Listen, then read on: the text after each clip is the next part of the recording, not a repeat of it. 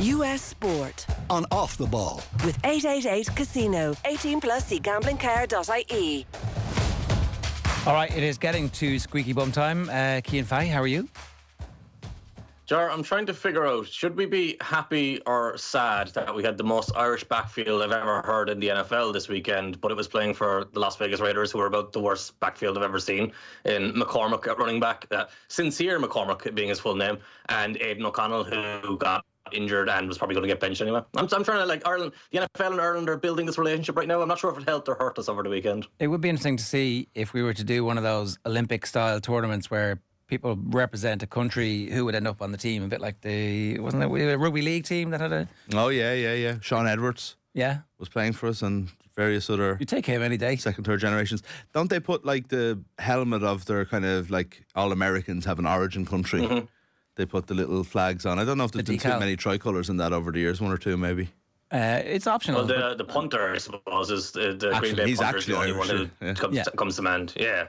We'd be good at the old kicking and maybe some of the catching, but the running backs and the speed positions, we'd have a little bit of work to do. So is Sincere McCormick any good? I don't know. He was all right, to be honest. It was Aidan O'Connell who was dragging them down more, so he came out and was doing that whole thing of where you throw one interception and suddenly you think you're throwing to the defenders instead of the receivers, and you just keep throwing the ball straight to defenders. He got hurt, so let's not try and bag at him too much, but in general he's not really an NFL caliber starting quarterback. It's kind of why he couldn't beat out Gardner Minshew in the first place, I suppose. The Raiders coaching staff, by the way, that's the most mental coaching staff I've ever seen. Do you guys know Rob Ryan's on there? Like, I thought we were done with the Ryans. I thought they were all gone. He's in part of the defensive coaching staff. Cadillac Williams is coaching the running backs. Marvin Lewis is the assistant head coach. Dewey Gruden, John Gruden's son, after he got fired, apparently he just hung around. He's still on the coaching staff there. And Joe Philbin is the offensive line coach. Remember the Miami Dolphins head coach from a few years ago, where his offensive line coach was done for doing cocaine in the offices of the building, so he got fired. So that coaching staff is mental. A lot of people who failed in higher positions got to... And maybe Marvin Lewis, that's unfair on. They're on a 9-game losing streak. But funny enough that you mentioned about the running backs, I read a piece of analysis a couple of weeks ago that I didn't understand, which happens a lot in the NFL. If you go too technical, if you go down to the nerd angle and you realise you don't have a level of understanding at quite their level. But it basically did a breakdown of the running plays, the running offense of the Raiders, and said it's the worst running offense they've ever seen in the NFL. And it's not just the players, although the players are terrible. It's the schemes, it's the blocking, it's the where they run the ball, everything about it. It's just a terrible... And it's funny, since then I've been watching them, and it is run up the middle for a yard and a half every single time without fail. It seems to not be doing much for them, apart from getting them in the prime position to have one of the first picks. As things stand at the moment, them and the Giants, they sit atop Tankathon 2-11, them and the Giants for second. The Patriots are back to being third pick, but they obviously have another game. They're just coming off their bye, Yeah, but that's the end of the byes now, though, I think, so everybody's pretty much even. There's a load of teams on 3 wins. So why are the Patriots always the worst of them? New England, Carolina, Jacksonville, Tennessee, and the Jets and Cleveland all have 3 wins. So you could catapult yourself from second to 9th in the space of one dodgy interception, one accidental win, somebody not kneeling down at the goal line. We're burying the lead here. The Rams-Bills is absolutely sensational. The Rams still sit outside the playoffs, but if they do make a run, you wouldn't be backing against them. And they've got the 49ers on Thursday night this week, I believe. The NFC West is very much up for grabs. I believe there's 2 games between the top and the bottom, because the Seahawks absolutely dominated the Cardinals at the weekend. And Kyler Murray had an early implosion in that game to suggest he's not going to be recovering from it anytime soon, because they look like they have major problems. So the Rams are suddenly the ascending team there with the Seahawks alongside them. The Rams-Bills, like, that game, my God, it was one of the... So... if you didn't sit down and sit through the NFL slate at the weekend, if you missed it, if you're like unlike me, where you have better things to be doing in your afternoon and evening, the early window was just atrocious. Like, you've got Jaden Daniels and Lamar Jackson on their bye weeks. You've got the Detroit Lions played on Thursday night. The Packers played on Thursday night. The Chiefs and the Chargers are playing on Sunday night. So we were left with like all the really crap teams essentially, and not just the crap teams, but the proper boring teams. And then we got to that slate in the afternoon or in the evening over there. I guess the 4:00 games that are actually 9:00 over here. And Rams Bills was engrossing, because the Rams looked like they were going to run away with it, and then the Bills managed to come back. And ultimately, Josh Allen finishes as the only player in NFL history with 3 passing touchdowns and 3 rushing touchdowns. Now, the 3 rushing touchdowns, it's a little bit of nonsense. They're 3 quarterback sneaks. They don't really count. But that's besides the point. The performance he had in that game was incredible. He carried that offense in a way that he's been kind of doing for a lot of this year, but he hasn't done it really. Or sorry, he's done it a lot against like the poorer teams. But when they've come up against the Ravens, for example, they got blown out. They lost to the Texans. They've had a lot of close wins against some kind of underwhelming teams as well in there. But this game was kind of ironically probably his best game of the year, and he ended up losing. When we were coming into this season, I was talking about how I really wanted to see where his career was going to go, the direction it was going to go in this year, because they lost Stephon Diggs, Gabe Davis moved on. They didn't look like they had a lot of proper wide receivers there. Khalil Shakir has stepped up. Adding Amari Cooper has helped. But Allen has actually seemingly learned a lot from playing in an offense that's more pared down. His decision-making is so much better this year compared to last year or the year before, where he would have been really reckless with the ball. He's kind of learned that he can't afford to force the ball into tight windows this year because his receivers aren't necessarily going to be able to make those plays. So ultimately, the Rams won out and the Rams were brilliant, but you kind of came away feeling pretty good about the Bills as well, because it felt like a proper playoff game. They did trade up to pick a receiver at the start of the second round who's been completely useless for them, but that's a different story. Normally I would agree with you, quarterback sneaks shouldn't count, but he did also run for 82 other yards. So he's like, this is one of those rare situations where he got them to the goal line and then he decided, I'm going to call my own number here, kids. I'm punching this one in. Screw you, Cook, and all your fantasy owners. No, 100%. I'm not taking away from the performance. The performance as a whole was brilliant. Like, the way that game played out as well, all the pressure was on him because they weren't running the ball at all. James Cook had about 4 or 5 carries, I think, in the end. Josh Allen ran the ball 10 times for 82 yards, I think. Like, overall, like the other part of this actually that we're kind of leaving out is the Bills' defensive line just shut the Rams' pass rush down. And I kind of heard a funny stat during the game. They said the Rams have, I think it was the highest pressure rate on the year, so that means they're getting the most pressure, getting to quarterbacks more often than anyone else. And I found that hard to believe because individually they don't have any standout players. And whenever I watched them, it felt like they're really missing Aaron Donald. And that was a massive part of yesterday's game because they couldn't get pressure on Josh Allen up the middle. So he was able to drop back, sit in the middle of the pocket, survey the defense and make throws. No, he still had to make very difficult plays. He still had to extend plays and escape the pocket. And actually he had a couple of really, really soft roughing the passer, unnecessary roughness penalties there that went his way, that went in his favour, that the Rams can feel aggrieved about. But overall, they needed to get that pass rush going and they weren't able to. So you got to give the Bills offensive line a lot of credit. You've got to give Josh Allen a lot of credit. And then, I mean, I've talked so much about the Bills here. Realistically, the Rams won the game. We should be giving them more credit. But that just speaks to how well Matthew Stafford, Kyren Williams and Puka Nacua were. They were outstanding.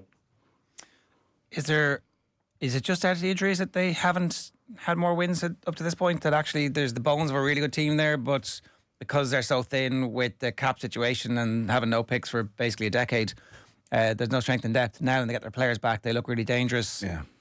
It looked like that was the first time that you had Stafford at his best, Nacua at his best, Williams, Kupp, all in the same game. And it just shows you what they could do. They score 44 points all of a sudden, you know. Now, those lads will get injured again, you know, or they'll get hurt or they'll get whatever, you know. So that is... I need 2 months now of not... Yeah. Well, it hasn't happened yet, but, you know, those players are exceptional. Like Nacua, Cian, like, you know, he was injured all year, so you can't really judge his second year off his first year, but when you see a performance like last night, you realise this guy's the real deal. He can probably do everything a wide receiver. You have wide receivers that are good blockers. You have wide receivers that could run a bit after the catch. You could wide receivers that can go deep and fast and catch the ball. He sort of can do everything a wide receiver should be able to do. I wonder if it's funny you say that because I was asked last night by one of the people who follow my work in terms of the articles I write each week, and they were kind of going, oh, why don't you write about Puka Nacua? And my response was that he does everything really, really well, so it's actually kind of really boring to write about because there's nothing to break down and pick apart in his game. And the catch he made last night, the toe touching grab when he was turning in midair, look, when the ball went past, Brady lost his mind at it. His toes were literally just his toes were touching the ground, going out of bounds over the sideline, and he's catching the ball not over his head, he's catching the ball behind his head, so he can't see his hands, and he's just essentially reading the flight of it and then pulling it in while tapping his toes. It's about as good of a catch as you're going to see. I think the other part of what you talked about there in terms of like they're very top heavy, similar to the 49ers. They have those 3 or 4 or 5 stars and they've got to rely on them. They've got to keep them healthy. But the other aspect of that is you look at Matthew Stafford. Sometimes you get the Matthew Stafford you had last night where he's making that audible to the screen to Nakua to beat the Bills blitz that actually gives him the game-winning touchdown, and you're getting the best of him over and over and over again. And then sometimes you have the games where it looks like he's physically not where he needs to be, and that's just a factor of him being that old. Maybe it's shots, I don't know, maybe he's getting painkillers or whatever, or maybe it's just age, and some weeks he feels better than other weeks, you don't really know. He when he's on it, when he's on form, he's essentially unplayable with Nakua and Kyron Williams there. And Cooper Kupp, who seems to be getting a step back, like he's not putting up the big numbers, but he looks a little bit faster now than he did at the start of the year, which is an unusual thing for a wide receiver. Typically, they slow down as the year wears on rather than speed up. Cooper Kupp is 31. Maybe he's going to have one of those late careers like Adam Thielen, keeps going to 34, 35, because obviously he has the hands and route running to be able to do it. So we'll see. I do wonder if Aaron Donald comes out of retirement if they do make the playoffs. Like, I wouldn't be terribly surprised. Really? Yeah. Is there talk of that? Well, I'm just reading an LA Times piece from September there. Apparently he's keeping himself in shape because he always keeps himself in shape. There you go. So, I mean, have you seen Aaron Donald? He looks like the kind of guy who does not get out of shape. He at looks any like point in his life. Anthony Joshua. Like, you know, he's. Do you remember playing table tennis that time with no top on Hard Knocks? You're like, Jesus, this guy is insane. He looks like Arnold Schwarzenegger. Josh Allen, MVP, give it to him now? I don't think so because, well, if you look at it, Lamar Jackson's numbers across the board are better. I think the other aspect of it is Mahomes is, like, we'll get to him at another point probably straight away now, though. Like, Mahomes is, the way he's pulling out results with this Chiefs team, I think he's also there as well. I do think he's probably the favourite, but that doesn't mean I think he should be the favourite. He's the favourite because there's a boredom with Mahomes and Jackson. They tend to not want to give it to guys over and over and over again. The other one I would argue for at this point is Saquon, and you saw that at the weekend once again. His value is just consistently through the roof. He's carrying that team in a way that we haven't seen a running back do since maybe Chris Johnson with the Tennessee Titans 15 years ago. So there's definitely competition there, and we've still got quite a lot of time left in the regular season to actually figure that out. So the final weeks will be very important. Okay. Let's talk then about the Kansas City Chiefs, who obviously benefited the most from the fact that the Bills got beaten. It feels like they're going to end up with the first seed now, the worst first seed that we've seen in a long time, or the best. I'll let Keith do the analysis because I think there's probably I think it ultimately comes down to how do they keep winning. But we should lay out how they've won. I think I have 4 to hand.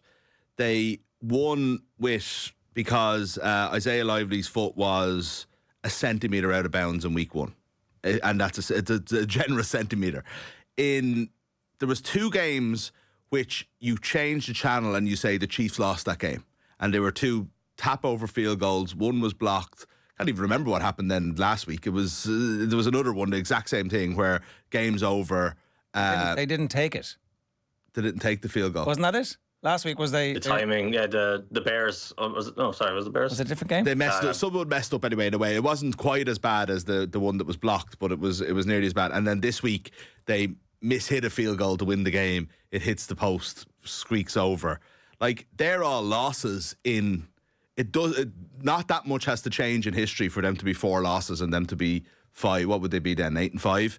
So, you know, they're obviously fine. They're obviously in all these games and they're doing something. They're definitely holding Kelsey back. They're definitely holding Mahomes and something in the offense back. He's not running. He is not being protected. He is under pressure every time he has the ball in his hands, and I don't see how that changes come playoffs. I don't see how they suddenly flick a switch and suddenly the left tackle is protecting him a bit better. I know very little about this, but what happens is if he starts to run, that suddenly you can't rush because you're like, oh, and that split second creates. So at the moment, there is no option that he's going to run. You know he's not going to run.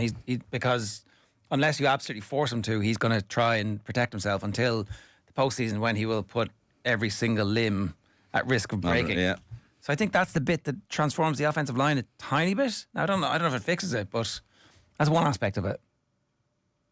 Yeah, it takes away the balance of the pass rush, essentially. So if you're a defensive end going against Patrick Mahomes right now, you know the spot you need to get to. It's right in the middle of the pocket. It's 6 or 7 yards behind the centre, and it's going to stay there for the most part. He'll move around a little bit. But what happens once he starts running and scrambling in the playoffs, now that point is always moving. You're constantly wondering where you're trying to get to. So if you make an aggressive move to get to that spot, but Mahomes has actually gone into the right flat, it's much easier for the right tackle to push you into the direction you're already going than it is for him to push you away from the direction you're already going. So if that makes sense, you get to use the defensive line's momentum against them.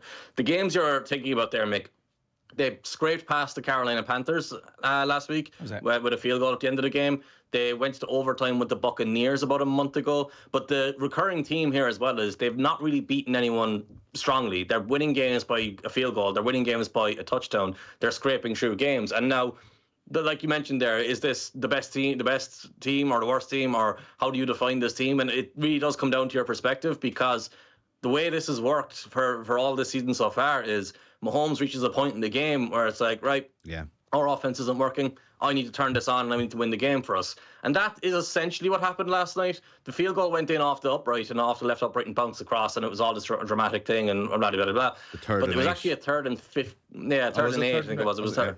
It was third and long anyway. Once you get third and long, it's all the same thing really, because they're still trying to get the ball down the field. And he had a great throw down the left sideline to, I think it was Hopkins who dropped the ball. And so ultimately, the only people stopping Mahomes are the Chiefs players, and that's the level he's at. And we've got to this stage with him where we probably don't appreciate him enough, and that's natural because you have someone around. As long as you have them around, it gets boring to keep talking about how great he is. But he's literally just a cheat code, and we can't really break it down any further or explain it any further. If you stack a team on the other side of the ball, and if he's fully healthy, he's still going to find a way to win that game. So it's kind of like, and remember back in the day when Usain Bolt was able to beat anyone he was running against, even the best sprinters in the world, and he'd run just far enough to beat everyone around him. He didn't need to overextend himself. That's what it feels like when you're watching this Chiefs team. It's like, all right, we've got 1:20 to get a field goal to win the game. All right, I'll do that. I haven't been able to move the ball for the last 2 quarters, but it's 1:20 left and I need a field goal, so I'll go and get it. So you're at a stage where you've got Andy Reid, you've got Patrick Mahomes. The rest doesn't seem to matter that much. They'll figure it out, is basically how it's gone so far. And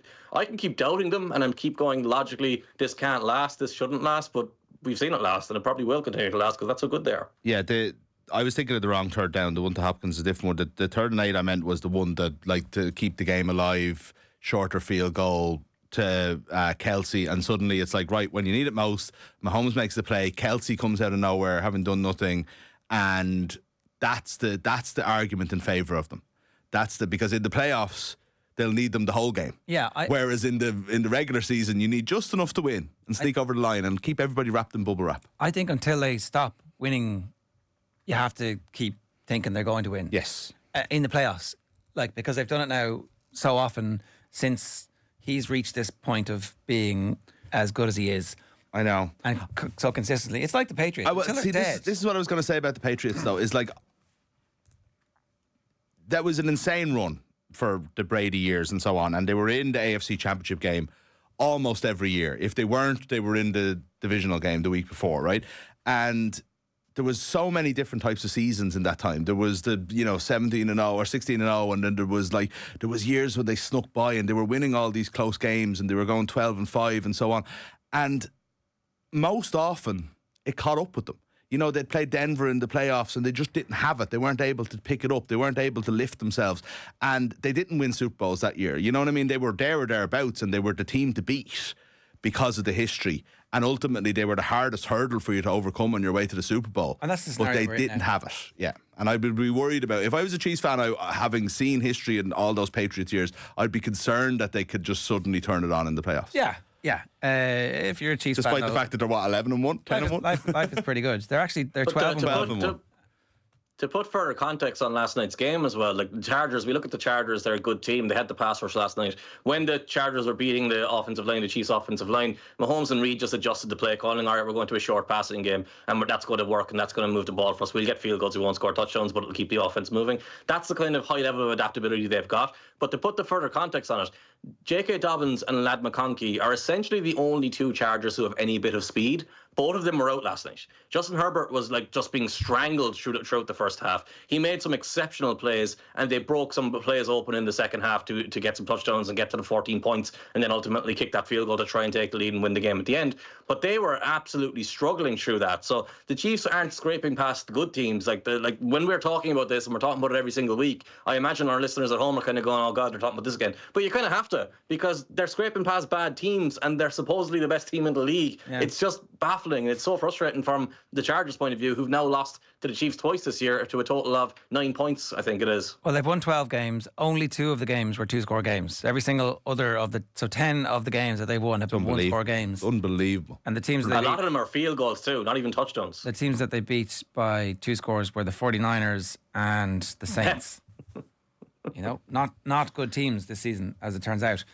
Okay, let's move on because the Lions-Packers seems like a while ago at this stage, but the Lions also actually have a better record now than the Chiefs, according to Tankathon. So they are technically the one seeds of all of football, the best team in football as things stand. I guess both teams are pretty happy coming out of this in a way. Yeah, I think there's one massive talking point, and that's kind of the reason this game is still so relevant, even though it was on last week. We've talked about Dan Campbell throughout the year and him going for it in fourth down. And I'm not sure if you saw the fourth quarter of this, but early in the fourth quarter, he went for it when he had a 3-point lead on his own 30, I think, 4th and 1, and they got stopped, and the Packers went and scored and took the lead. But then he got into field goal range. The offense got into field goal range to kick the game-winning field goal, and there was 1:30 left on the clock, in and around 1:20 or 1:40. I can't remember exactly the specifics of it, but either way, if they kicked the field goal, the Packers would have had more than a minute to go and get their own field goal to kick and win the game. And Campbell, instead of kicking the field goal, went for it on 4th and short again. And this is a massively controversial thing because the old school idea here is you kick the field goal, you take the points, you don't mess around and try and be too smart. And funnily enough, when the play began, Jared Goff stumbled and fell, and it looked like it was going to be a disaster, but he did get the ball off and they did convert, and that allowed them to take the remaining 60 plus seconds off the clock and kick the field goal with nothing left. Now, I'm unsure about this, and I'm always kind of happy when I'm unsure about something when it comes to the NFL because it means it is a legitimately controversial and difficult thing. I can understand the thought process from him. He's looking at Jordan Love on the other side of the field, who's had a great game to that point, who's a very difficult quarterback to stop in those situations, and he's thinking Jordan Love only needs 35 yards to win this game against my defense that's missing Aiden Hutchinson, although it's been a relatively good defense without Aiden Hutchinson. I want to keep the ball, I want to win the game, and I want to believe in my offense because my offense is the better side of the team. But I also look at it going, it's just naturally, it feels like such an unnecessary risk. It feels like take your 3 points, get your lead, and see if your offense can stop them, because even if they get down, they still have to make their field goal, and so many things can go wrong. I just don't know philosophically, should we still be going for it this often? Should he be given out to for going for it deep in his own territory, but then credited for going for it at the very end of the game deep in the Packers' territory when he didn't need to? It all feels a bit, I'm aggressive for the sake of being aggressive, but it's working for them. So it's kind of hard to argue against, isn't it? Once you stick to your identity, isn't it? So it's like if the Lions are doing that great, if some under pressure coach is trying to do something so that he doesn't get Riverboat Ron changed the entire season around by deciding to go for it, that's slightly different. But I suppose it's just like when you do it because you feel like the media want you to or the fans want you to, but it's not actually how you believe what you believe. That's what I think coaches get themselves in trouble, you know? Well, in that instance, right, where you're talking about that, they're not committed to the decision, they're doing it, and you can't communicate that to your team in a way that has credibility. But I think that if you decide that there are periods where you're going to make a heap of all your winnings and risk it, there's a joy to that. And I think the only other thing about this is the fact that somebody doesn't do the same thing all the time would suggest that it's not just a pre-planned idea. I get what you're saying, right? So I think their identity is a team that goes for it. It doesn't mean they have to go for it in every circumstance. Yeah, exactly. And I think I would love to be a fan of that team. Yeah. You know, that's what you want. We feel alive, right? We don't need to feel alive right now. We're risking everything for nothing. The win is so sweet. And it's fair to say that Dan Campbell is 100% the coach of the year so far. And we came into this season and we were saying this, the Lions play, 14 games in domes. So we knew they were going to have these big outputs and these big score lines and look really, really good. And this is the thing with the trap we have to avoid falling into, because for the last few weeks, I've been buying into them as the best team in football. But that game last week actually made me go, oh, wait a minute. This was actually why I didn't actually love this team. And this is why I was skeptical about this team. Because Jared Goff's frailties really showed up once again. As soon as the Packers were able to get him off his spot, he was doing nothing. He was offering them nothing. He was struggling so much to throw off platform. And that's the kind of thing, once you get to the playoffs, these defenses are going to game plan you better. They're going to get that pressure on you. That's when Mahomes elevates his game and starts running around, whereas Goff can't do that. And if the Packers actually had a proper number one receiver, because Christian Watson had a huge fumble and had another drop, I think they would have probably won that game, and we'd be kind of not talking about Dan Campbell's going for it and fourth down and stuff like that. We'd be talking about have the Lions lost a little bit of their momentum or whatever we want to put it, because overall the offense actually didn't play that well despite putting up so many big numbers. Yeah, the counter argument to that is they've got Penei Sewell and they've got those two running backs, and that'll get them into almost any game at some level. And all you need from Goff from that point is a few little screens and occasional deep balls, and he's got a brilliant receiving core that they won't make those drops that Watson made. So they're likely going to stay in the Dome as well if they can hold off the Vikings. Yeah. They're going to be there all the way to the Super Bowl, you know, and that by the way is one of the most remarkable things. There's a chance that they could play 3 games outdoors in the entire season, and by the way, they're in a division where they have to play in Green Bay and Chicago, so that's 2 games automatically. So the rest of their schedule allowed them 1 outdoor game. Everyone they played in Super Bowl division, Vegas. they happened to be so they say in the I think they played the NFC East. They played in Dallas and they played. I don't even know exactly, but they basically all their away games happened to be in the Dome places, and all their home games were against the outdoor teams. It was just a very, very weird situation. We should talk about Sam Darnold, his coming out party. Oh yeah, I've him written down here. Sam Darnold's very good. 5 Cian. touchdowns. Sam Darnold, did you know this? He's younger than Joe Burrow. Did you know that? No one ever mentions this. Do you know he's a year older than Bo Nix, I mean, the rookie quarterback? I'd be taking Sam Darnold's career now if I was Sam Darnold instead of Bo Nix. He's getting paid properly next season. He's getting a lot of money next season. That's Well, that's the interesting part, because the Vikings aren't necessarily committed to it, because they've got JJ McCarthy there, but there was a report this week that they're not even talking to him about a contract extension right now, which is probably smart on their end because of his whole career trajectory so far. But in terms of talent, yeah, unbelievable. Like, you look at some of the throws he made to Jordan Addison for those touchdowns are phenomenal, and it's never been a question mark with Darnold. The massive touchdown to Justin Jefferson where he made the defensive back turn around and they blew the coverage. Like, again, that's another play where Darnold gets crushed as he's releasing the ball, I believe, and you just see the arm talent allows him to get the ball down the field. The Vikings team, like, they're just on a level that the Falcons weren't. Like, you had 2 quarterbacks there who, in theory, like, if you were arguing this without thinking about the performances of recent times or thinking about the performance from yesterday, you wouldn't necessarily come in and say Sam Darnold is 10 times better than Kirk Cousins. You'd probably say, to be honest, you'd probably say Kirk Cousins is much better than Sam Darnold if you were looking at it prior to this year. But overall, they're probably 2 similar quarterbacks. But you just saw a Vikings team that's supremely well coached, a Vikings team that's very talented on both sides of the ball and has those superstar talents on offense to make the offense go. And Darnold is right at the centre of that this year. So we've kind of got up and down with him. He's had a couple of bad games recently, and the question marks have come. The Jaguars game has stood out for a few weeks now. So maybe this helps wash this think of that a little bit off him, but he needs to put together a couple more of these in the run-in now to make sure the Vikings stay on track to be a top seed in the NFC and potentially make the Super Bowl. Yeah, well, see, this is what I have written down here, is that my sense this morning from the Sam Darnold thing, it's not to say it's fool's gold like we've said all season, or that he's going to turn into a puck, or that is the real deal. It's not. I still think it's an unknown, right?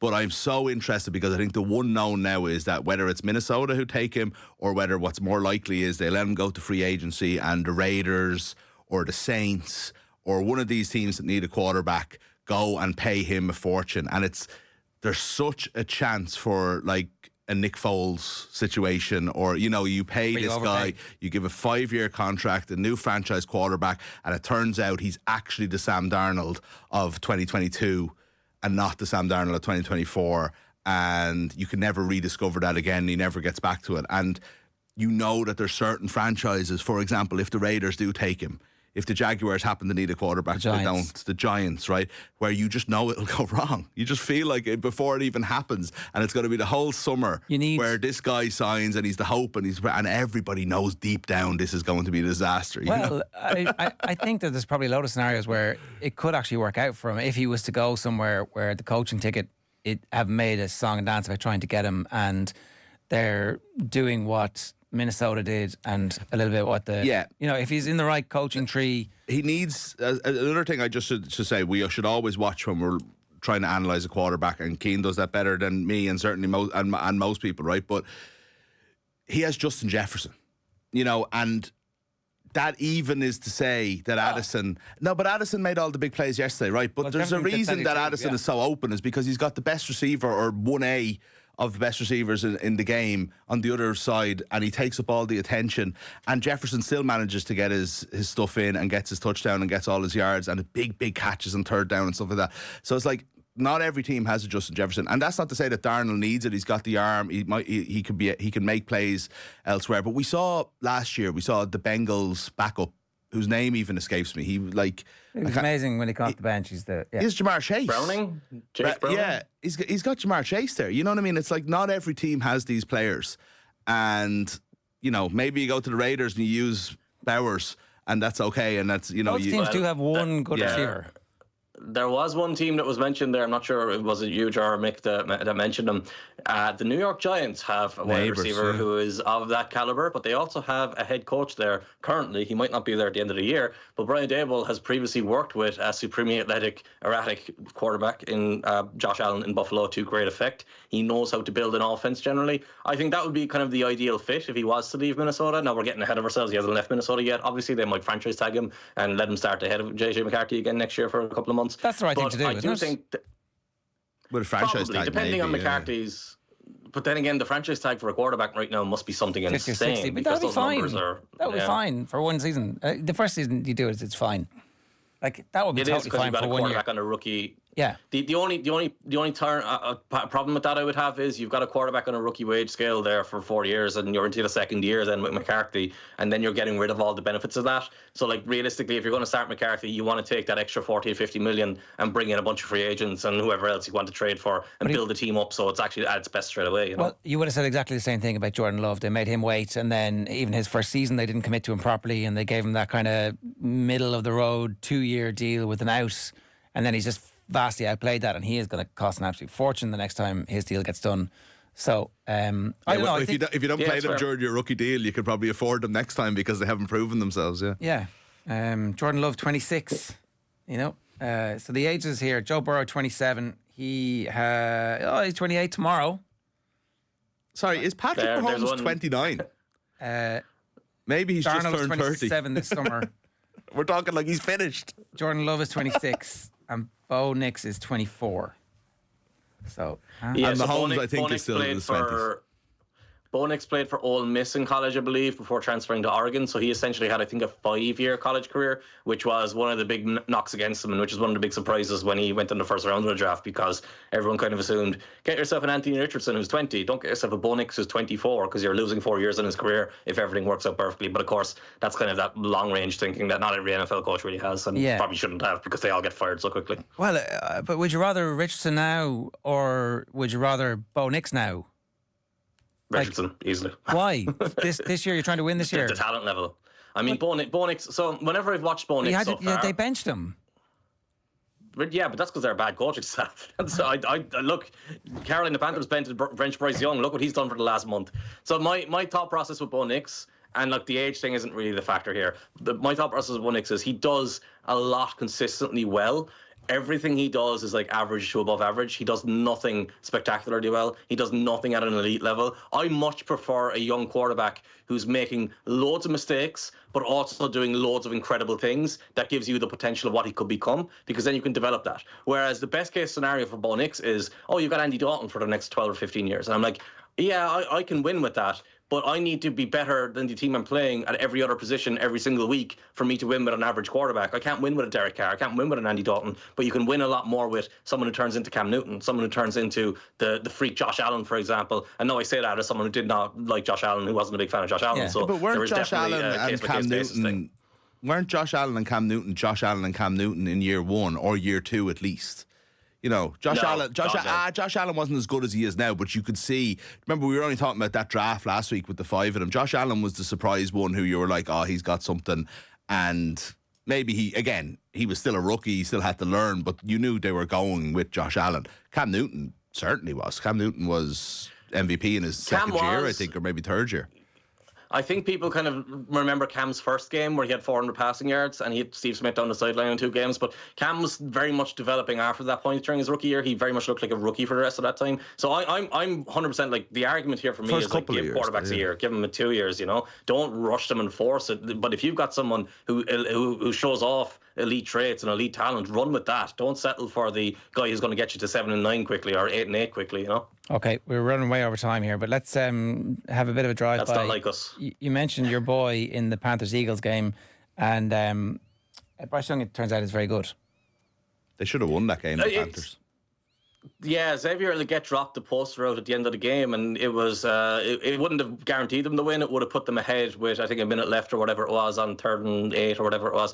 The thing with Bryce Young, he's got his confidence back over recent weeks, and he's making throws from clean pockets consistently. And I've actually got this big video I've been working on when I've been off, and it's going to publish tomorrow, where it goes through all of his plays from the last month or two.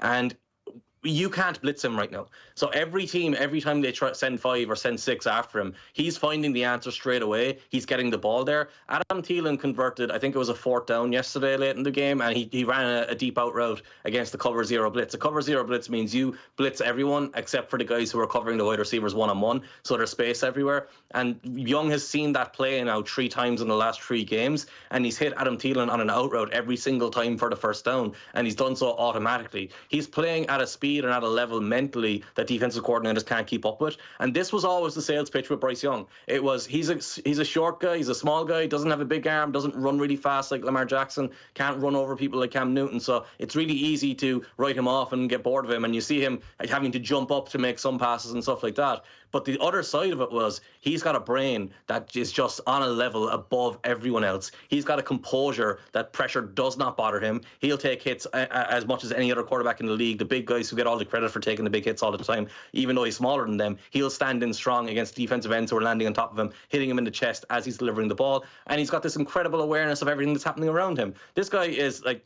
People forgot way too quickly how this fella has superstar potential. And I know he had a bad start to this year, but if you go back through all of his games over the course of his career now, he's up at about 20. I'd say he's played actually maybe 4 bad games in his whole career. He's just been on really bad teams. And now that the team around him has gotten a little bit better, Adam Thielen is healthy, Jalen Coker has developed, Xavier Legette, while he's dropped a couple of passes yesterday, he shows you how he can get open, whereas a guy like Jonathan Mingo previously couldn't get open. Okay. And the offensive line there has gotten a lot better with Chuba Hubbard in the backfield as well. So the Panthers are 100% on the way up. I think it's a little bit too late for them to be a factor at the end of this year, but the fact that they could go toe-to-toe with the Eagles compared to what we were seeing from them at the start of the year, massive turnaround. The Kirk Cousins $100 million contract suddenly looks like a bit of a millstone around the neck of the Falcons, who have already picked his replacement. So do we see... They picked his replacement 6 weeks after they signed Cousins. It was a very strange thing so soon, and obviously he's coming off an Achilles, but now's the time when you're coming off the Achilles that you should be starting to find your form, not the other way around. You know, he's had 12 games or 13 games or whatever. I think Cousins is finished. Seems to me anyway. He hasn't thrown a touchdown in the last 4 games. He's thrown 7 interceptions in that time. He did again that thing that I keep harping on about, where he stares down the receiver, pats the ball and throws it to the defender again this week for his first interception. He threw 2 yesterday. He should have had a 3rd.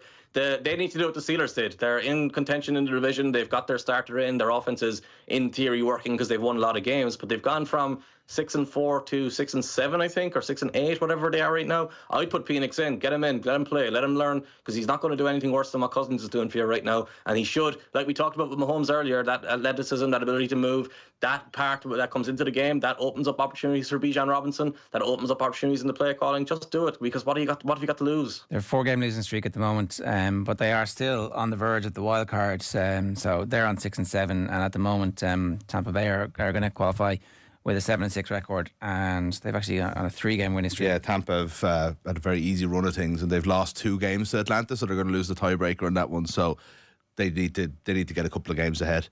Can we just mention, while we're on the NFC South, very, very briefly, the Saints, and you mentioned it was in a terrible early window, so we all saw a good bit of this game against the Giants where they nearly threw it away against Drew Lock. Derek Carr went out of that game injured, trying to hurdle his own player on, it was either first or second down. It wasn't even third down, trying to get a first down. He tried to hurdle his own player, landed out of bounds, didn't get the first down, on his arm. Looks like he broke his arm. Walk to the locker room. I don't know what it ended up being, but it was one of the stupidest play I've ever seen a quarterback do in 20 years out of watching the NFL. It was absolutely brain dead stuff. They're on 5-7. Yeah, they're not even out of that division. No, exactly. And they're playing a very beatable team next week. I can't remember who it is. You said that's one of the most stupidest plays you've ever seen. Is it worse than the 3 times, I think, now in his career he's ended the season by throwing the ball away on 4th down when they needed a first down? There's a pattern of repeat behavior there. The Steelers still going very strong and looking like a team who know what their identity is. They're at 10-3. Russ obviously cooked last week as this game wore on. Cooked again a little bit, but just enough to manage the game. And their defense looks like it's for real. Yeah, George Pickens was inactive, so it kind of curtailed the passing game a little bit. They struggled early on, but it's a good Browns defense. Myles Garrett was incredible as usual. Mike Williams came in, made a few plays, got called for offensive pass interference a couple of times as well. So he's still figuring out how he's going to fit in this offense and work with Russell Wilson. I think the main story of this game, though, I went into it actually writing about James Winston and focusing on him during the early window, because I was like, oh, Jameis, bit of chaos up against TJ Watt and the Steelers defense. That should be chaos. And the Steelers just played such good coverage and they played such a contained pass rush that even Jameis had to be kind of like limited in what all the crazy things that he tried to do. He threw an interception on a screen pass. He threw an interception on an overthrown seam route. The Steelers kind of took the Browns' identity away from them and forced Jameis to play in this box. And it was just such an impressive performance from a defense that right now is like, I know we talk about TJ Watt a lot, but we don't talk about the wider group there enough. We probably should talk about them more, but not right now we're at the end of the pod. But like as a team, as a group unit, they're incredibly good, incredibly impressive, and they won't be down with the greatest defenses in the history of the Pittsburgh Steelers, but that's just because of how high that bar is with the Pittsburgh Steelers specifically. If they were part of another franchise, you'd probably be talking about this as one of the best defenses this team that franchise has ever had. With the Steelers, they might be top 10 if they're lucky. Finally, confirmation through that Aaron Sexton, the former Ulster and Ireland Sevens rugby player, is part of the official international player pathway. I think there's only 15 people who get selected for this. And I think the kickers are all separate. But he's, because he comes through the IPP, he'll be allowed to join the practice squad in the same way that Louis Rees-Zammit was last year. So he's the latest young Irish person to try and make it in the NFL. And that would be pretty good. Anything else? Let's hope he doesn't go to the Raiders and plays in that backfield, because then things might get really bad for him. George Kittle, very briefly. Oh, yeah. What a season George Kittle is having. What a wasted season George Kittle is having. God, he was a joy to behold in the first quarter or so last night anyway, when you're just seeing George Kittle at his absolute best. But Purdy makes a big difference, Ger. Would you be getting rid? Purdy? I know, you've got to stick with it now. It's not guaranteed, though, as you were saying last week. I was kind of pissed off watching that game because he had 130 plus yards at halftime, and I was looking at the record for a tight end was 212 with Shannon Sharp in 2002, and you're kind of thinking to yourself, why don't you just go for that? You've got nothing going on. You're already 3 scores up against the Bears. Feed him the ball. You've got nothing else going on in this season. I know technically you're still in it, but he could have had 250, 300 yards in that game, I feel like. Did you see Saquon and mic'd up there about 6-7 weeks ago? He was on, hey, you need 17 more yards for your most ever in a game. And he was like, let the young ones have a go. It's like, I'm all right. Don't need to be breaking records. He just broke the record. Later, he broke that record. He's heading, by the way, we shouldn't sleep on that. Like, I mean, he's heading for the rushing record that's held by Dickerson, isn't it? Like from the 1980s? Didn't Chris Johnson take it over? Okay, well, he's heading for Dickerson's. Maybe Johnson's is unattainable or so they mentioned Actually, it no, last sorry. night. I think you're right, Dickerson. I think it is Dickerson. I think Chris Johnson is just the most recent to go over 2,000 yards. Yeah. I do think he'll probably get it now. It'll be a debate depending on like the extra game makes a big difference there, I think. But regardless, like what he's done this year, Dickerson probably only played 40 and it was so long ago. 2,105 yards, Eric Dickerson in 1984 with the LA Rams. That's the greatest. How many carries? No. Oh, I don't know. How many carries did he have? Because if he played like 10 games, he still might have had like 450 carries, because back then like all they did was run running backs into walls. Yeah, maybe it should be carries, not maybe that to be the record. All right, Cian, Mick, good stuff. Same time next week. Take care. Cheers. Thank you.